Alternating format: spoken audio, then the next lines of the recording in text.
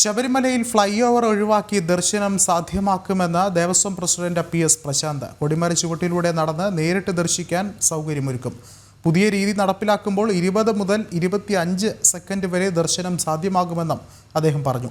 അടുത്ത മാസ പൂജയ്ക്ക് ഇങ്ങനെയാകും ദർശനത്തിന് സൗകര്യമൊരുക്കുകയെന്നും അദ്ദേഹം കൂട്ടിച്ചേർത്തു. 18-ാം പടി കയറി നേരെ ബലിക്കലിന് ഇരുവശത്തും ഒരു വഴിയുണ്ട്. ഇപ്പോൾ തന്നെ ആൾറെഡി ഉണ്ട്.